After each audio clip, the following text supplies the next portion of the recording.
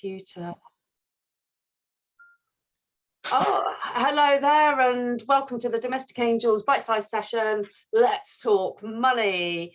So I'm Sam Macton from Domestic Angels. I have with me today Liz Povey from the team and Dave Holland from the team based in Luxembourg. Thanks for joining me today. Liz, you're going to guide us through this session to make sure that David and I don't get out of control, which is fantastic. Which often happens. And let's see if we can help people answer some questions around the finances, investments and money that are connected to starting your own business, in particular in the franchise world. So what's first up today, Liz? Yeah, I think people are probably going to find this one most interesting. It's probably, the reason why people go for franchise, at the end of the day, money's a huge part of why people choose, what they do. So I think people are going to be quite interested about hearing what we're going to say. So first of all, probably, how do people, any business is going to take investment, isn't it? So how do people find their investment? Is it just, do they have to just use their savings? Oh, yeah, right. Okay, I see what you mean. No, actually, you don't have to be in wealth to be able to start a business. Business loans are common practice, and personal loans are common practice as well. But you have to choose what works for you. And if it's big money, you really need to get some financial advice. I think anybody who's got enough acumen to start their own business or run their own business, if it's a reasonable amount of money, can probably figure out for themselves what's the best route to doing that. But yeah, there are options out there that I can think of: business loans, personal loans, and some people will have some sort of savings, or might have been made redundant and want to use their redundancy, or might have the redundancy and not want to use it and take out a loan so that they've got cushions. It depends on your risk adversity. What's the phrase? Risk aversion. Risk aversion, that's the one. And how you want to do it. And a franchisor will not insist you do it one way or another, as far as I know. We certainly don't. Have you got any thoughts on this one? Yeah, I think it's an interesting one. It sort of depends on how much money people need. They're looking at a specific franchise. But I think, a personal loan, a business loan, certainly if you go to a bank, just say you want to start your own business and you go to the bank and say, I've had an idea and I need, 20 grand, 50 grand, whatever it is. If you've got no track record, you've got no visibility, you've got no anything to show for it, the bank's going to get a bit touchy about that. If you go with a franchise and say, look, here's a proven franchise with a model and a construct and a system, it's proven, it's been trading, they're not going to guarantee this, but you're likely to get more of a warm reception maybe from a bank if you go for a loan for an ongoing franchise concern, if you like. And the other thing I think that people tend to forget is, if you, let's say you put your own money in, whatever it is, or you get money in, you get a loan, whatever it is, but you put your own money in to buy a franchise, you don't sort of lose that money. It goes into the business, and your account, I'm not an accountant, but the accountant will guide you through this, but it becomes like an asset of the business. You can you can depreciate the purchase price and all that sort of thing. So there's lots of ways of handling the investment in a franchise, but certainly it depends how much you're looking for. Cash is pretty cheap at the moment. Interest rates are low. Yeah. That's not sort of green light to go mad, but money is quite cheap out on the markets at the moment. So it's a good time not just to buy a franchise, investment and loans, that type of thing. The money's reasonably cheap on the markets at the moment. Yeah, and I think even whether you use your own existing money that you've got put by, yeah, or whether you take out a loan, it's certainly when it's a loan, it's really simple. Say you've got repayments of £200 a month, you're going to work that into a budget spreadsheet, yeah, to show that £200 a month coming out of the business. Yeah. It's not then your liability personally to finance that loan. You're going to finance it through your business. It becomes a business overhead to pay Absolutely. That back. Yeah. And you need to set your targets around covering that kind of overhead, those costs. So it doesn't need to be, it's another £200 a month going out of our household budget. It's coming out of your business budget. Now, obviously, Absolutely. In the first month or so, there might not be enough turnover to get that in, so you need to budget for that as well. Yeah. But that might be all part of what you take out in the loan to compensate for that. So don't be afraid of taking a loan, because business loans are so common practice. Everybody does it, loads of people do it. Or there might be friends or family who say, look, I really believe in you and I want you to have this opportunity, let me be your investor, and you just pay me back in installments. So you pay me the £200 a month instead of the bank. So that does happen. Absolutely. Yeah. And what if I had, say I wanted to invest in a franchise, what if I had bad credit in my past? Is that something that would affect a loan? Well, potentially. I mean, it's potentially from a personal loan perspective, maybe, and that's something I have to speak with all the lenders and that sort of thing, with credit scores. If it's a business loan, and well, we do when we bought a franchise. So we created a company, and the company bought the franchise. It wasn't me as an individual person that bought the franchise. I was a signatory and I was liable, that sort of thing, responsible, but the business bought the franchise. So it wasn't a personal loan. I had to back it up with some guarantees. It was a business loan, and that may be a little bit helpful. But if you've got some credit history, if you like, as most people have at some point, that may affect it. You've got to speak to different lenders. But again, when you're looking at what a lender will consider basically is, I'm going to give you 10,000, 20 grand, whatever it is, how likely am I to get it back? And if you're looking at if you've got sort of an unfortunate credit history and you're just going to start by yourself doing something, whatever it is, the risk is reasonably high there. Even with that same background, but you're buying a franchise, the banks may, I use the word may cautiously here, may look at it more favorably for you because you're buying a proven system. Basically, the risks are less from people buying a franchise than they are by doing it yourself. Are there business grants that you could look at as well? The business what, sorry? Like grants you could have a look at.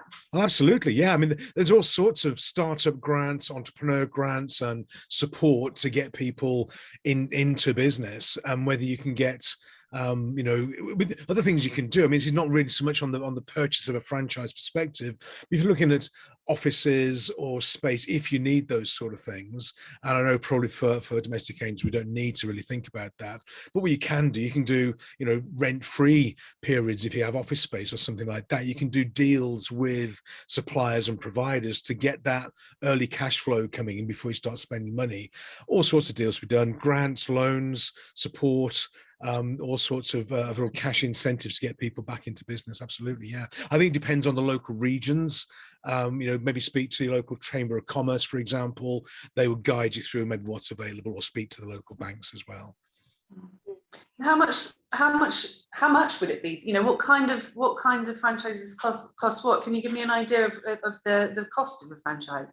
Or or different types of franchise? Like, I know that you sort of are in the martial arts, and how much would that cost?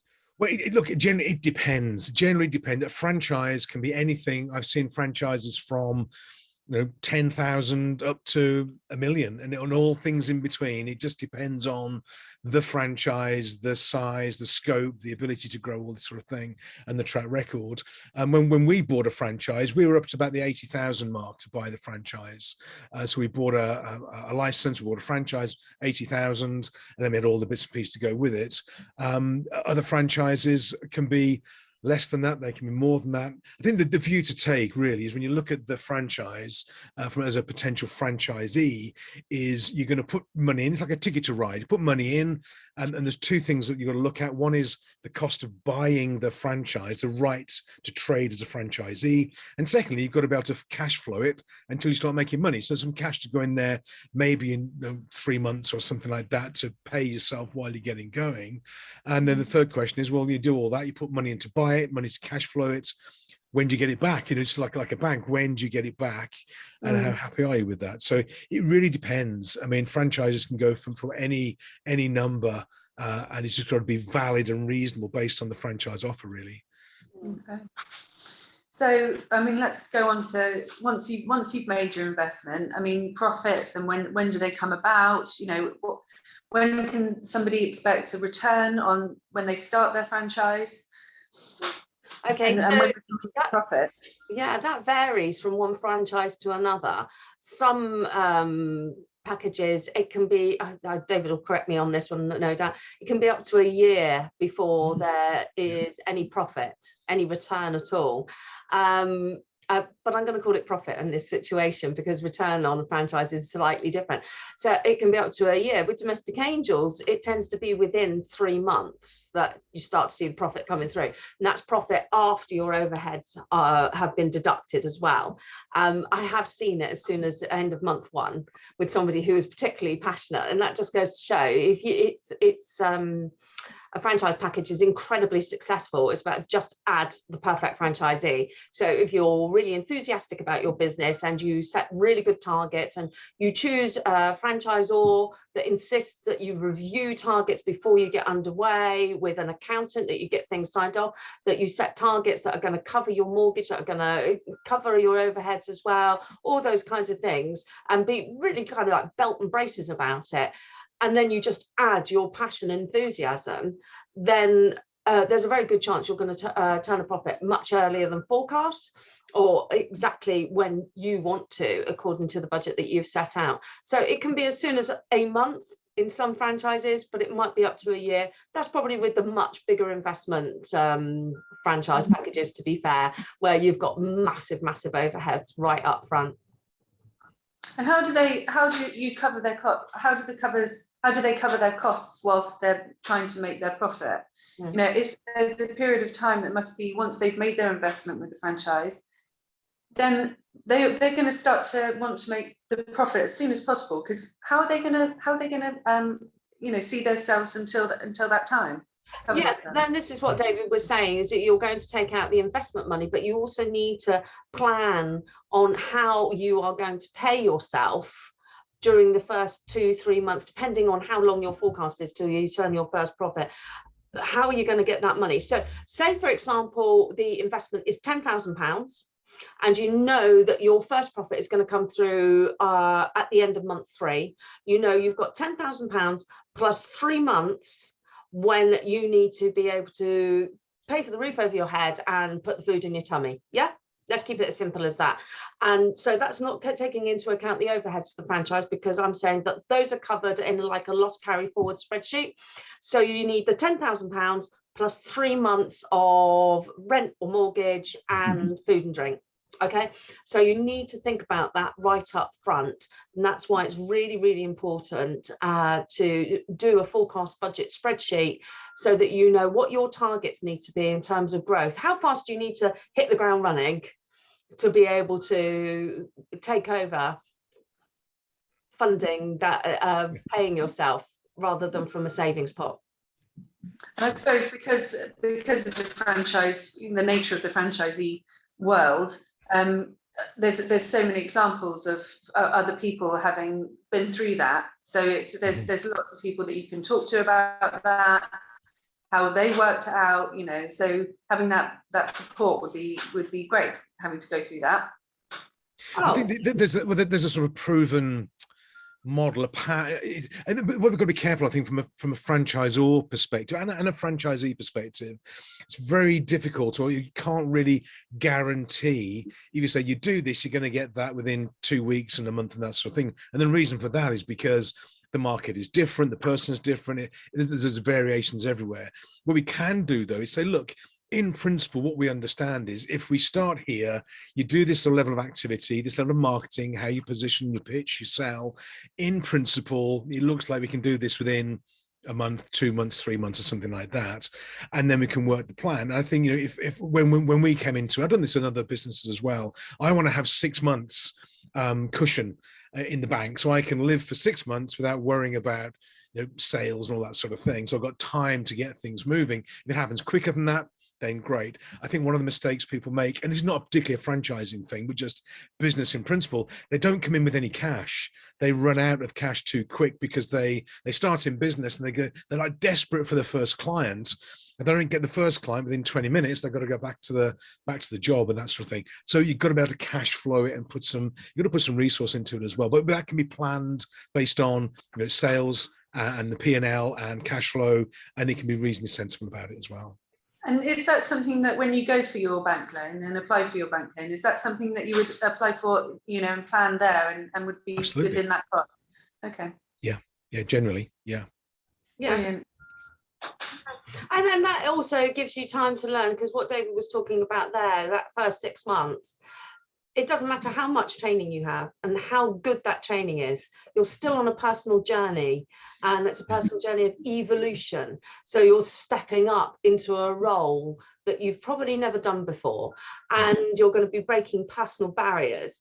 And each time you do that, it's you're going to be challenging yourself, and it's very important to give yourself a cushioning behind that. Absolutely. Rather than panicking. Because if you're panicking, go, oh, I've got my first customer, I love my first customer, yes, I'll do anything for you, first customer, and then it turns out actually the first customer doesn't pay their bill. So it enables you to be more rational and balanced in your choices and how you move your self forward into growing into this role as a business leader. And even if you've been a business leader before, you probably haven't been a business leader of that particular business before.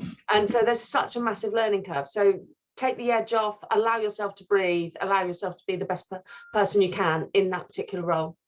So having that cushion makes you sort of less desperate. Okay. Yeah. Oh my gosh, I've heard that so many times. Yeah. I think there's two sides to it. Actually, it's an interesting one, that's having this sort of cushion, this comfort, because I have seen where people have, and it happened not too much. I had one of the guys that I was working alongside, and he had 12 months cash in the bank, and he was very comfortable. And of course, he did nothing for about 11 and a half months. When the cash had run out, he started to do his sales and marketing, and he got through. He was okay, but he said I was too comfy. So I think you want to have a sensible amount of sort of cushion, but not too much, because there's too much comfort there. You may just sit back and not do what you've got to do in the short term as well. So a reasonable amount. But as with any business, a franchise is no different to any business, at least in my experience, where it's all down to attitude, activity, and working hard. You've got to build the business from scratch, whether it's a franchise or not. The quicker you do that, the quicker the results are going to come. Yeah, but if you chose the right franchisor for you, it'll be one that fits your affordability, because when you say about 6 months cushion, that can be a lot of money. Absolutely. So put to one side as a cushion, and could be a real deterrent for getting started in business. And I certainly wouldn't expect that of prospects from us. I'd say 3 months max. In fact, you could probably get away with less and cobble things together. And if you've got a franchisor who you connect with, that's the key. Then financially, they will be battening you down, saying you've got to hit target, because you need to be able to feed yourself next week. Absolutely. And it's in their interest that you are successful, because their success is your success. And so if you feel that you found somebody you can work with who's going to mentor you to achieve those goals, there is no way in the world you can sit back and be complacent for 11 and a half months, because they want you to be successful, but they also need you to be successful, because their reputation's on the line, and they haven't just brought you into business to fail or sit around for 11 and a half months. They actually really do need you to grow and do that thing. It'll be in their budget as well. So yeah, if you choose the right franchisor, you shouldn't sit around for 11 and a half months, not even 6 months, waiting for the profit to come in. There's probably a certain amount of or an element of actually being within your personal life, being less frivolous with your money and actually holding on to it a little bit, and just whilst you watch things grow, just sit tight for a little bit until you get your return, rather than going buying cars and oh great, I'm a business owner now, and shooting out. Oh, David, I'll let you comment on that. Don't buy the number. And I've seen, I know we sort of joke, but I've seen this a lot, where somebody, they get into business and they start their own company, and the first thing they do is go and buy the Porsche. And it's like, crikey, they haven't even got an office yet, and they haven't got any business cards, but they've got a Porsche on the drive, and they jack up these overheads. And I mean, you can get through it that way. It's not the way I would do it, certainly not. I want to get the business moving, and then I'll buy the Porsche, whatever it is, when the business can afford to fund it. But yeah, go not only cautiously, but there's a pattern of successful business people that within the franchise model, we know what that looks like, and we'll guide you through. But yeah, don't go out. The first thing you do is not to just buy a Porsche. That's not recommended it. Yeah, and you know what? You've all got pencils and rubbers in your house. Use what you've got. Yeah. use what you've got, make do, and just learn, and then you can really enjoy the profits properly as soon as they come in. Yep. That's lovely. So when we've obviously we've covered how you're getting your investment, you know, where to possibly get your investment from, the profits, and when you would be able to achieve the profits. What about your return on your investment? I think a lot of people, you know, is there a point where you think, you know, you might want to sell the franchise, or let's talk about the return on your initial investment of a franchise. Yeah, well, that's a really lovely one, because we've talked about profit. So you get profit from investing in your franchise, which we talked about how soon it will kick in, and then you'll take it up to the profit that you want, so that you've got the lifestyle of your choice. So you're going to be taking home that profit, but by building that business up, and because you are the franchise owner, you also have the right to either renew your agreement at the end of the term or sell, because it's a going concern. And there's specialists out there for franchise resales. And what you can then do, because you've created this wonderful business, is you'll be able to sell that business on to somebody who doesn't want to build it, they just want to run it, for far more than you invested in the first place, because then they're going to invest in. So for example, you might have invested in £10,000 or £16,000, and then by the time you get to the end of 5-year term, be able to sell it for £60,000. And those are real figures based on what we know in domestic angels. So then not only are you going to get your £16,000 back, you're going to get the other 40, you're going to get another 44,000 on top of that. So you've had the profit that you've made throughout the duration of your franchise term, and then £44,000. Okay. So the ROI comes in this sort of two flavors, as Sam was saying. You get the cash flow profitability return on investment, which is really for your time and your capital you're putting in. But at the end of the term, should you choose to sell it, you get the ROI, which is sort of the, I'll call it goodwill, if you like, or, you know, going concern type ROI as well, where you hand the keys over to somebody else, and from their perspective, they haven't got to build it and grow it, they're just going to maintain it. That's valuable for some people as well. So you can get the money back sort of 2 or 3 ways, really. Yeah. So and you know, you'll have put a lot of effort into growing that business. So why shouldn't you get a return on your investment? Absolutely. Yeah. And you'll have been paying off that loan we've talked about all the way along as well. So what's not to like? Fantastic. Well, should we talk about, got a few minutes left, should we talk about VAT brackets? VAT brackets. Okay. Wow. Yeah. In what respect? In people, like how comfortable they are going through things like that. Is that something you would help them take them through, or have you found that people are sort of happier where they are, or, you know, what's the general in franchise? People want to grow it. Yeah, lots of franchises will set targets with the franchisees that are above the VAT threshold right from, you know, the minute one. So they're VAT registered from minute one. That is nothing uncommon. But there's an awful lot of franchises out there that don't require an individual to trade above the VAT threshold, but the targets will still be set. So this is going to all be about, again, your risk aversion, who you are as an individual, and choosing the right franchisor that can reflect who you are. And if you want to trade above the VAT threshold in order to generate more profits, because obviously if you want more profits, then you have to go to higher turnover, and higher turnover might be through that threshold. Then again, you need to choose the right franchisor for you, who's going to be able to mentor you to that success level. I think it's, it depends. I mean, looking at it from a domestic angels perspective, we know about the VAT and that type of thing. If you're buying a franchise and you're in the B2B sector, dealing with companies that are already VAT registered, then it's easy and straightforward.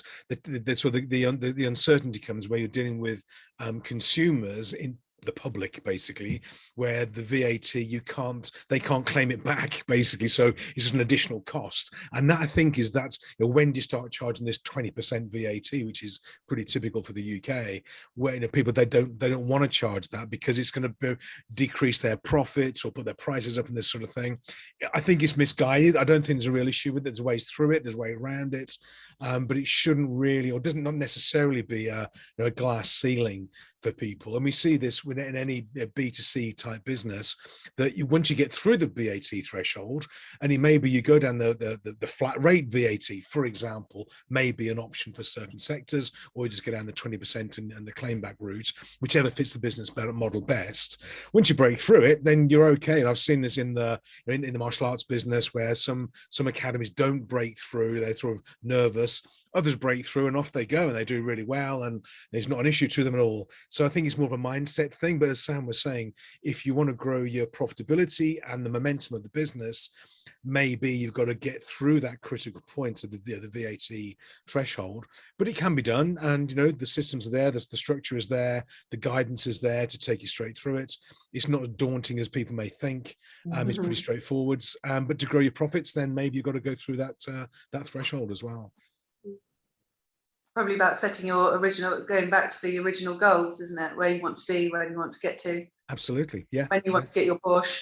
Yeah, when do you want the Porsche? Do you want a new one or an old one? That's the thing. Or your second Porsche. Exactly. Brilliant. Well, I don't have any more questions, Sam. Okay. Well, thanks ever so much for your time today, both of you. And that was a really interesting discussion. I love getting that focus on what it is to get underway with the business, but more importantly, to get underway as a franchisee, because I think so many people misunderstand it and don't have that knowledge. And I think the really, really key point is that when you invest in a business, because you invest in a business whether you choose franchise or not. Absolutely, yeah, it's going to happen. It's about your risk aversion. If you go into franchise, you'll get to profit faster and more securely. Your success rate is more guaranteed than if you go it alone. The two key points are, you will generate a profit if you choose the right franchise for you and the right franchisor, and you will generate that profit in accordance with the targets you set, and you will be able to sell the business. You'll have the opportunity to sell it and get a return on your investment that is far bigger than the investment you put in the first place. That's the two key messages out of this in terms of let's talking money. Okay, right. Thank you ever so much for today. That was really, really interesting. Pleasure. Great start to 2022 talking about money. I like that. Okay.